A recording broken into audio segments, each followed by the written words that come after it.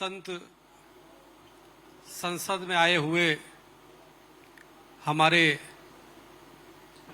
परम आदरणीय परम पूज्य जगत गुरु शंकराचार्य द्वारिकापीठ राजा राजेश्वरानंद जी महाराज के चरणों में कोटि कोटि वंदन करता हूं। हमारे बीच में मंच पे विराजमान जगत गुरु जी महाराज, महंत जी, हमारे श्री महंत राजू दास जी महाराज, हमारे अति प्रिय और पूरे देश दुनिया में न सिर्फ हिंदुओं को सही रास्ता दिखा रहे हैं बल्कि और दूसरे पंथों के मान्यता के लोग भी प्रभावित हो रहे हैं उनसे और हिंदू धर्म की तरफ आकृष्ट हो रहे हैं और आ रहे हैं। ऐसे हमारे करौली सरकार जी महाराज, हमारे महंत जी और अयोध्या से आए हुए पूज्य जन्मेजय शरण जी महाराज, हमारे रसिक पीठाधीश्वर पूज्य यतीन्द्रानंद जी महाराज, महामंडलेश्वर जी, पूज्य हठ योगी जी महाराज, हमारे दुर्गादास जी महाराज, और इस कार्यक्रम के हम सबको एक जगह इकट्ठा करने का जिसका श्रेय जाता है पूज्य संजय जी महाराज। आप भी हमारे अब महाराज ही हो चुके हैं और इसमें कोई दो राय नहीं। अनेक टीवी चैनल है इस देश में, हमने आज तक हजारों डिबेट किए हैं। पूज्य हमारे जगत गुरु आचार्य प्रमोद कृष्णम जी महाराज ने कितने किए हैं, पूज्य जगत गुरु जी महाराज कितने जगह गए हैं, लेकिन ये पहला ऐसा चैनल है जो संतों को इतना सम्मान देता है और सम्मान के साथ सबको बुलाता है। पहले कई बार डिबेट होती थी तो ये चर्चा ऐसा होता था कि क्या इस महंगी गाड़ी पे संत को बैठना चाहिए, क्या सोना चांदी हीरे संत को पहनना चाहिए। मतलब उनकी धारणा ये होती थी कि नहीं संत तो बिल्कुल फटा हुआ भिखमंगा दलिद्र की तरह बस रहे। हम लोग लड़ा करते थे, अरे भाई क्यों नहीं होना चाहिए, ये ठीक है। आज जगत गुरु शंकराचार्य सोने की पालकी पे चलते थे और आवश्यकता पड़ने पे पैदल भी चलते थे, उनके भक्त चलाते थे। हमें किसी चीज में आसक्ति नहीं होनी चाहिए, लेकिन आज जिस परिस्थिति है, आज एक लुटेरा, चोर, नेता या कोई भी व्यक्ति जब बड़े बड़े आलीशान जिसके बाथरूम भी टाइल्स लगे हो, वो चाहता है कि महात्मा के झोपड़ी कैसे इतनी अच्छी हो गई, वो इतने अच्छे आश्रम क्यों बना लिया। आपने गुरुकुल की बात की, जब इस देश में शिक्षा की व्यवस्था नहीं थी उस समय हमारे संतों ने गुरुकुल खोल करके देश को शिक्षा देने का काम किया। जिस समय खाने पीने को नहीं था उस समय संतों ने, आश्रम ने, मठ मंदिरों ने भंडारा के माध्यम से लोगों को खिलाने का काम किया, उनको दिशा देने का काम किया। लेकिन ये बड़ा दुर्भाग्य है कि हम सोचा करते थे कि हमारे जब पूर्वज देश आजाद कराएंगे, उसके बाद देश आजादी के बाद हमारे सनातन धर्म, जो कभी सनातन धर्म संतों के मार्गदर्शन में पूरी दुनिया में विश्वगुरु हुआ करता था, पुनः विश्वगुरु पद पे प्रतिष्ठित होगा। लेकिन संजय जी देखिए कितना दुर्भाग्य रहा देश का। 14 अगस्त 1947 को देश का विभाजन हुआ और उस विभाजन के आजादी के एक दिन पहले विभाजन हुआ। 15 अगस्त 1947 को हमारा देश आजाद हुआ। लेकिन देश तो आजाद हुआ, लेकिन मठ मंदिर आश्रम आज तक गुलाम है। आज तक उन्हीं अंग्रेजों के बनाए हुए धारा के अंतर्गत हमारे मठ मंदिरों को अधिग्रहित किया जाता है। कोई नया धारा नहीं आचार्य जी। और वो मठ मंदिर उस समय इसलिए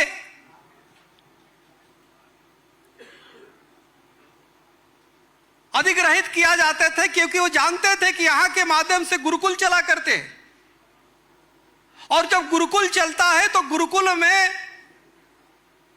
राष्ट्रभक्त पैदा होते हैं। क्योंकि जो सनातनी होगा, हमारे महाराज जी ने बिल्कुल सही कहा, जो हिंदू है, जो सनातनी है, वो राष्ट्रभक्त है। अगर आप कहीं जा रहे हैं, अगर कोई बोल दे कि वो हिंदू है, तो समझो कि राष्ट्रवादी भी होगा, 100% राष्ट्रवादी होगा। तो गुरुकुल के माध्यम से हमारे देश में राष्ट्रवादी होते थे, जो देश की चिंता करते थे, और देश ही नहीं बल्कि वैदिक परंपरा के अनुसार जैसे वसुधैव कुटुंबकम, पूरे विश्व की परिकल्पना की गई कि सभी पूरा विश्व परिवार है, पूरे विश्व की मानवता की और विश्व की कल्याण की कामना करते थे। इसीलिए अंग्रेजों ने एक चाल चली कि अगर इस मंदिरों को जहां पे चढ़ावा आ रहा है, जहां पे धन आ रहा है, जहां पे इसके माध्यम से गुरुकुल चल रहा है, जिसका मूल स्रोत है, क्यों ना इसको अधिग्रहित किया जाए, क्यों ना इसको ऐसे अंडर में कर दिया जाए ताकि ये सब बाधित हो जाए। देश आजाद कराने में अनेक लोगों ने क्रांतिकारी अपने आप को आत्मसात कर लिया। मठ मंदिरों का भी बहुत बड़ा योगदान रहा। मुगल काल में अनेक ऐसे आक्रांता हुए जो हमारे धर्म स्थलों पे, हरिद्वार तक पे भी चढ़ाई करने का प्रयास किया, और इतिहास है कि वहां के हमारे अखाड़ों ने, नागा साधुओं ने उन आतताइयों को मार के भगाने का काम किया। तो निश्चित रूप से कहीं ना कहीं साजिश है। आखिर हर संत के अंदर एक पीड़ा है कि हमारा देश में जो हमारा यही एक बचा हुआ जो बहुसंख्यक देश है, लेकिन आखिर क्या कारण है कि 80-85% जनसंख्या होने के बाद भी, चाहे तमिलनाडु या केरल में जो हिंदू हैं, वहां पे कोई सरेआम विधानसभा में कहने की दुस्साहस करता है कि सनातन को हम मिटा देंगे। महंत राजूदास जी ये तो छोड़िए, वहां बोल रहा है दिल्ली और उत्तर प्रदेश में मनुस्मृति जलाई जाती है। आप जरा सोचिए कितनी ये दुर्भाग्य की बात है। जो मनुस्मृति कहता है यत्र नारीस्तु पूजन्ते रमन्ते तत्र देवता, जहां नारी का सम्मान होता है वहां देवता निवास करते हैं, उस मनुस्मृति को जलाया जा रहा है। और सरकारें उन पे जल्दी कोई कार्रवाई नहीं करती, चाहे सरकारें कोई भी हो। आखिर क्यों नहीं करती? हमारे भारत से जा करके संत देश दुनिया में, हमारे शास्त्री जी बहुत पुराने हमारे प्रिय हैं बहुत, अमेरिका में जाकर के इन्होंने ध्वज लहराया हुआ है। सवाल इस बात का है कि उस पर कार्रवाई किसका कार्य है करने का। पहले जब कोई विधान होता था, कोई अगर जो कोई गलत कार्य करता था तो उसको सजा देने का काम राजा करता था। आखिर सजा कौन देगा? अगर हम और आप अगर किसी को एक डंडे भी मार दे तो तुरंत FIR दर्ज हो जाएगा और जेल चले जाएंगे। लेकिन वो सरेआम आपकी भावना को, धार्मिक भावना को आहत कर रहा है, और शासन प्रशासन सब मुख दर्शक बने देख रहे हैं, और आपकी रोज आए दिन आपकी भावना को कुचला जाता है। मैं तो बहुत धन्यवाद दूंगा आपके ये प्रयास जो है, स्वामी अविशेषानंद जी महाराज से हमारी चर्चा होती रहती है हरिद्वार से, और पूरे संतों के विषय में जिस प्रकार से एक हम संतों की एक मजबूरी है कि हम अपनी एक सीमा में हैं, लेकिन हमें लगता है उस सीमाओं से अब पार जाने का समय आ गया है। हमें अपनी सरकार को, हर व्यक्ति, हर जो भी संत है, मैं आपको बता रहा हूं कि जब 2014 में सरकार पहली बार बीजेपी की बनी, उसके पहले भी अनेक बार प्रधानमंत्री, राष्ट्रपति से मिलने का मौका मिला, और जब जब मैं जाता था, मैं बताना चाहता हूं, पूज्य मेजर शरण जी महाराज हम लोग गए थे, और महाराज जी आज से नहीं, हम 2001 से जितने प्रधानमंत्री हुए और राष्ट्रपति हुए, अधिकतर हम सबसे मिलने का हमें मौका मिला, और सबसे हम आग्रह करते रहे, महाराज गोरक्षा केंद्रीय कानून बना दो। महाराज जो भी हमारे अर्चक हैं, अगर इस देश में इमामों को वेतन मिलता है तो हमारे अर्चकों को भी वेतन दो। आज सबसे ज्यादा दयनीय स्थिति हमारे ब्राह्मण अर्चकों की है। वो अपने बच्चों को पढ़ा नहीं सकते ढंग से, शिक्षा उनको नहीं दे सकते। आज कोई गुरुकुलों में इसलिए नहीं पढ़ने जाता, कोई कहता है कि भाई हम पढ़ के क्या करेंगे, पंडिताई क्या करेंगे, जब हमारे सामने एक पंडित जी की स्थिति इतनी खराब हो गई है कि उनको कोई काम नहीं मिल पा रहा है, उनकी आर्थिक स्थिति दयनीय हो चुकी है। मैं नाम नहीं बताना चाहता, एक केंद्रीय मंत्री थे, जब मैं उनसे जा करके, और वरिष्ठ केंद्रीय मंत्री, प्रधानमंत्री के नीचे ही आज भी है, हम एक प्रतिनिधि मंडल लेके गए, संजोग से ही ले गए थे 2-4 और लोगों को, और मैंने कहा महाराज अब तो सरकार आपकी बन गई, पूरे देश में जो भी अर्चकों है उसकी सूची वो किया जाए और घोषणा करिए कि अर्चकों को वेतन मिले। सवाल पैसे का नहीं है, सवाल उसको हमें मजबूती देने का है। तो उन्होंने कहा महाराज ऐसे तो गली गली में मिल जाएंगे। मैंने कहा कैसी बातें कर रहे हो, गली गली में क्या, घर घर मिलना चाहिए। घर घर जब हमारे अर्चक होगा, जब सनातन को मानने वाला होगा तो सनातन मजबूत होगा। आप क्या चाहते हो कि घर घर जिहादी पैदा हो? तो उन्होंने कहा ठीक है, मैं प्रधानमंत्री जी से बात करूंगा। लेकिन दुर्भाग्य की बात है, हरियाणा में पिछली सरकारें थी, अभी भी सरकारें हैं, वहां इमामों का वेतन मिलता है, कई जगह मिलता है। आप जरा सोचो ना, वो तेलंगाना में दूसरी चंद्रबाबू नायडू की सरकार है, उनसे हमारी जब बात हुई, जब वो विपक्ष में थे, जेल में थे, मैंने वहां पे, आप देखेंगे वहां अमरावती में आंदोलन हुआ, हिंदू महासभा हमने चलवाया वहां आंदोलन पिछली सरकार के खिलाफ। अब चंद्रबाबू नायडू हुए तो कम से कम आते ही अर्चकों को वेतन की घोषणा किया। हमें जरूरी है कि हम उन तबकों को मजबूत करें जो हमारे धर्म के कार्य में लगे हुए हैं। अगर वो सक्षम होते हैं तो सनातन मजबूत होगा, वो मजबूत होंगे तो सनातन मजबूत होगा। जब उनके पास आर्थिक विपन्नता होगी, ये ठीक है, हमारी आसक्ति नहीं होनी चाहिए किसी संत को। अब अगर जो आचार्य प्रमोद कृष्णम जी भीख मांग मांग करके किसी तरह, इनका हम जब से देख रहे हैं, फक्कड़ महात्मा है, शुरू से हम देख रहे हैं, भले कांग्रेस में रहे लेकिन बीजेपी में के समर्थन कर रहे हैं, लेकिन मैंने कभी इनको हृदय से अलग होते हुए नहीं देखा। कब हमेशा एक सम स्थिति में देखा है, एक मित्र के रूप में शुरू से, जैसा हमारा प्रेम पहले था अभी भी है। और ये मंदिर के लेकर संकल्पित है।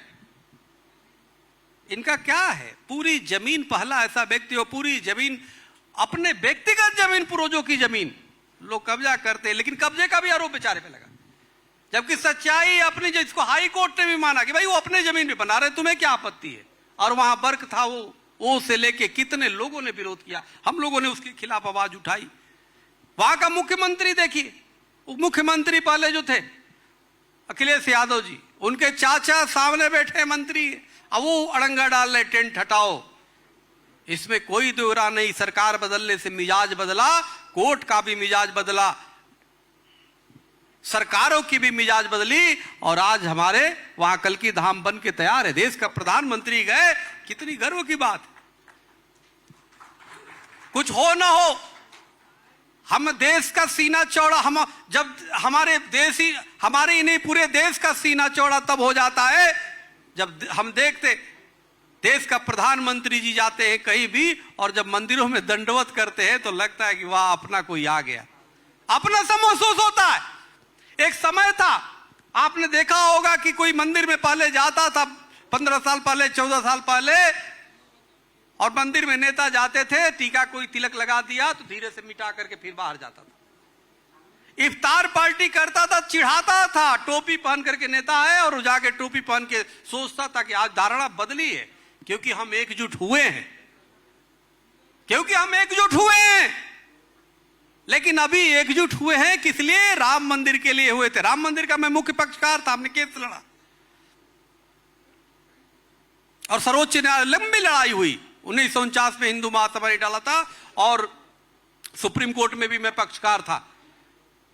हम जाते थे सर्वोच्च न्यायालय में भी, और एक लंबी लड़ाई हुई, जीत हुई, सरकारें थी, सब कुछ सुलभ रहा, और बहुत बढ़िया भव्य मंदिर बना गया।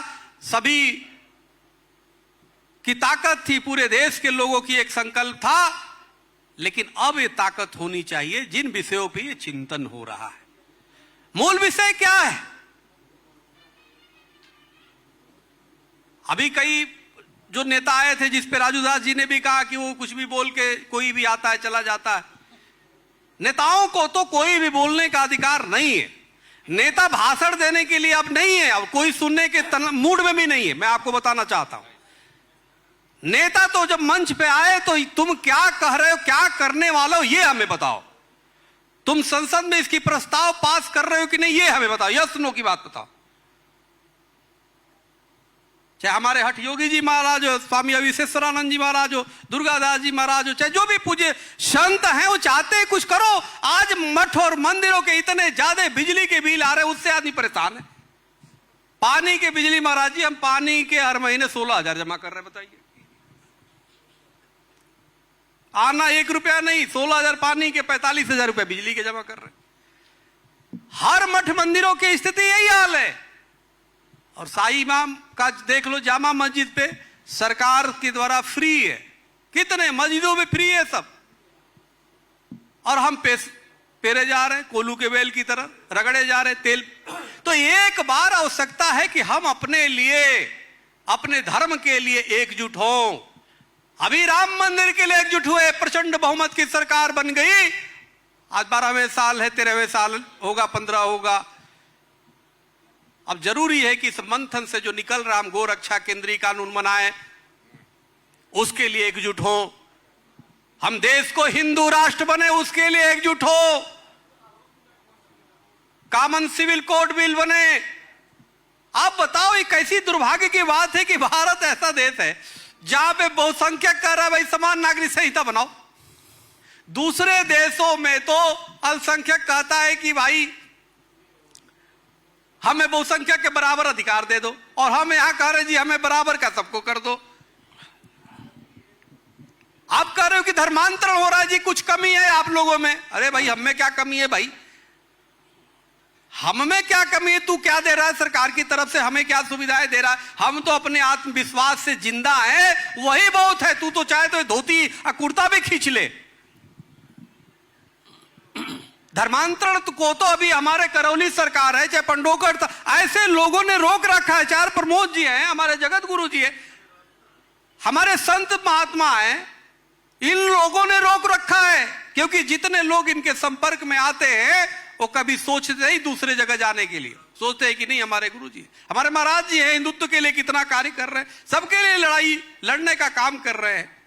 तो मूल विषय हमें देखना होगा। और आज ये संकल्प का समय है, हम सब संकल्प ले। आज आपका जो कार्यक्रम है, इस कार्यक्रम के माध्यम से, आपने जो मंच दिया उसके माध्यम से, लोग ऐसे करते थे, हमने देखा है कई जगह संत सम्मेलन करते थे अपने व्यक्तिगत लाभ के लिए, लेकिन आपने धारणा बदल दी कि नहीं, संतों को मैं 5 स्टार होटल में बैठाऊंगा। आज दुनिया देख रही है, लेकिन मैं चाहता हूं कि संतों की मठ और मंदिर और आश्रम भी को भी सुविधाएं 5 स्टार वाला हो जाए, ताकि सभी लोग सक्षम और संपन्न हो। कोई आए तो कोई भूखा ना जाए। आज इतनी जर्जर स्थिति है महाराज, कई ऐसे मठ मंदिर मैंने देखा जहां भंडारा तक नहीं हो पा रहा, जहां उसकी दिया बत्ती जलाने के लिए पैसे नहीं है। सरकारों को इस पे विचार करना होगा। हम सबको एकजुट होकर के एक संकल्प बना के देना होगा। कम से कम देखो, तुम्हारा व्यक्ति जो तुम्हें तन मन धन से चाहता है, वो किस कगार पे है। आप बड़े बड़े मंदिर तो लेते हो, अधिग्रहित कर लेते हो, लेकिन उस अधिग्रहण का जो पैसा आता है, जहां पे इनकम ज्यादा आता है उसका ले लेते हो, और जहां पे कम है वहां पे तुम देते नहीं। क्यों नहीं देते हो भाई? आज तक तुमने मंदिर चाहे कोई दूसरे चर्च तो तुमने लिया नहीं, और हमारे मंदिरों को कब्जा करते जा रहे हो। कौन कब्जा करता है? सरकारी तो कब्जा करती है ना। तो इसलिए संकल्प न हो यदि जीवन में, गंतव्य कहां से मिलता है? संकल्प न हो यदि जीवन में, गंतव्य कहां से मिलता है, यानी मंजिल कहां से मिलता है? संघर्ष न हो यदि जीवन में, इतिहास कहां बदलता है? हम सबको इतिहास बदलने के लिए एकजुट होना पड़ेगा। बिल्कुल, और इतिहास बदलना ही पड़ेगा, क्योंकि इतिहास बदलने के लिए संतों को कहीं ना कहीं आगे आना ही पड़ेगा। महाराज जी, एक अंतिम सवाल, क्योंकि समय बहुत ज्यादा हो गया। बिल्कुल करिए। एक अंतिम सवाल ये है कि जो बात अभी आपने कही है मठ मंदिरों की व्यवस्थाओं को लेकर, ये बात शुरू से ही पहली संत संसद से यही बात चल रही थी कि इसे लेकर प्रयास होने चाहिए। एक बात आपने और की कि कुछ जगह ऐसी भी है कि जहां दिए बत्ती की व्यवस्था भी नहीं हो पाती। तो मुझे लगता है कि इस कार्य के लिए भी कि सरकारों की तरफ अगर आप सोचे कि सरकार ही सब कुछ कर देंगी, तो इसके लिए कुछ संत भी पहल करें और उन जगह थोड़ा थोड़ा सा एक ऐसा योगदान कि अपने भक्तजनों को ही कहें, तो मुझे लगता है कि शायद एक समाधान वो हमारी तरफ से निकलेगा, तो एक परंपरा चलेगी, तो ऊपर भी चेतना आएगी। नहीं, सवाल इस बात का है, आप ये समझिए, आप सरकार को बचा क्यों रहे, मुझे समझ में नहीं आ रहा। नहीं, बिल्कुल नहीं, सरकार का फर्ज है। अरे भाई, आप ये देखिए, नहीं आप ये समझिए इस बात को, आप कह रहे हैं कि जी सरकार से नहीं, आप भक्तों के ही के, भाई भक्तों के हो तो फिर जो बड़े बड़े मंदिर हैं जहां इनकम आता है, सरकार क्यों लेती है? उसको लेने का अधिकार नहीं है। जब दे नहीं सकती हमारे कमजोर मंदिरों को, मठों को, तो लेने का अधिकार नहीं है। तुम मस्जिदों को दे रहे हो, तुम चर्चों को दे रहे हो, और हमारे मंदिरों को नहीं दे रहे हो, हमारे आश्रमों को नहीं दे रहे हो, जिससे स्थिति गिरती जा रही है। हमारा अधिकार है, हम अधिकार पहले याचना करेंगे, और याचना नहीं होगा तो याचना नहीं रण होगा, संघर्ष महाभीषण होगा, छीन के लेंगे, लेकिन अधिकार है तो लेंगे।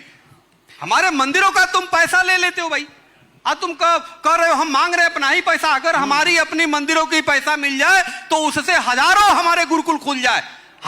आज गुरुकुलों की स्थिति देख रहे कितनी दयनीय है। आप चले जाइए किसी गुरुकुल में, हमने महाराज अपने पूरे जीवन काल में कम से कम 150 गुरुकुल की स्थापना किया है, 150 कम से कम गुरुकुल स्थापना किया है, और उसमें से अभी वर्तमान में 20 से 22 चल रहे हैं।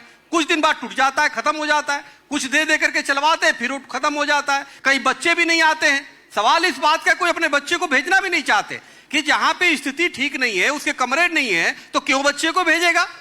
हमारे देश के प्रधानमंत्री जी ने बोला एक हाथ में कुरान और एक हाथ में कंप्यूटर।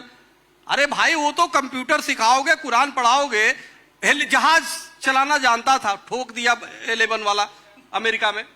कंप्यूटर सिखाओगे, कंप्यूटर से बैठ के ठोकेगा, पूरी दुनिया उड़ जाएगी। अरे वेद पढ़ाओ ना, गीता पढ़ाओ ना, जो लोगों के डिप्रेशन दूर करता है। कहता संशय महाभाव मनु दुर्निम कर हम चलम अभ्यास से न तू कौन वैराग्य चक्रिय थे। असंशय की स्थिति में मत रहो। गीता हमें सुख और शांति दे सकती है, गीता हमें देश और दुनिया को दिशा दे सकता है। भगवान कृष्ण ने जब पूरे कौरव पांडव युद्ध की स्थिति में थे, उस समय उन्होंने दिशा देने का काम किया। गीता की आवश्यकता है, वेद की आवश्यकता है। ऋग्वेद सबसे पुराना जो कहता है मनुर्भव, मनुष्य बनने की प्रेरणा देता है, जो सत्य, अहिंसा, करुणा, दया, प्रेम, जो आचार्य जी ने कहा उस पर आधारित है, तो उसको पढ़ाते नहीं हो। जो कहता है कि ये देखो एक काफिर है, मूर्ति की पूजा करता है, इसे मारो, इसके छिप के मारो, और जब तक ये मजबूत है चुप रहो, उसको कहते हो। अभी रुकिए, बोलिए मत बीच में। उसको जो है हाँ, उसको जो है आप कह रहे हो कि नहीं, एक हाथ में कुरान, एक हाथ में कंप्यूटर। अरे भाई, एक हाथ में वेद होना चाहिए, एक हाथ में गीता होना चाहिए। तो इसकी बातें सरकार को करनी चाहिए। आखिर कौन करवा रहा है? तो नहीं तो हम सबको एकजुट हो करके, मेरा मतलब यह है, हमारे देश के यशस्वी प्रधानमंत्री बहुत अच्छे हैं, हमारे मुख्यमंत्री जी बहुत अच्छे हैं, लेकिन बहुत अच्छे से ही कुछ नहीं होगा। अभी बहुत थोड़ा सा गड़बड़ हो रहा है। उस गड़बड़ी में हम लोग जब बोलेंगे, चिल्लाएंगे, तभी होगा, और अच्छे हो जाएंगे लोग साथ। हम लोग तो छूटने वाले हैं नहीं, छोड़ेंगे ना हम तेरा साथ, तो साथ ही मरते दम तक, ये मजबूरी है। तो इसका मतलब ये नहीं हो कि गैरों से करम, अपने से सितम, तो ऐसा नहीं होना चाहिए। हमें लगता है हिंदू सनातन है तो मानवता है, इसलिए मानवता की रक्षा के लिए हम सबको संकल्पित होना चाहिए, और संकल्पित होकर के कि हम अपने अधिकार मांगे। हमारे गोरक्षा जो हमारी, आप बताओ, असम का मुख्यमंत्री राजू दास जी कैसा लगा? वो कह रहे जी खा सकते हो, कमरे में खा लो। वो कह रहे नहीं जी हम तो गौ मांस, अरे मांस खाने की प्रतियोगिता हो रही थी महाराज। ये ठीक है, बंगाल का हमने भी समर्थन किया, जीतना चाहिए, नहीं तो टूट रहा था। लेकिन सवाल हमें समझना होगा कि हम कहां जा रहे हैं। इस बात को, हमें सनातन मूल्यों को आप किनारे करके आप आगे नहीं बढ़ सकते, ज्यादा लंबे नहीं चल सकते। इसलिए इस देश की पवित्रता ये है, देश की सुचिता यही होगी कि हम सनातन को मजबूत बनाएं, हम संतों से आशीर्वाद के साथ, हम उसके गुरुकुल, हम गौरक्षा केंद्रीय कानून बनाएं, हम वेद और गीता को माने, हम गौ को रक्षा तो करें, उसके साथ गंगा की पवित्रता, यमुना की और सरस्वती की पवित्रता पे विचार करें। तो ये बहुत जरूरी है।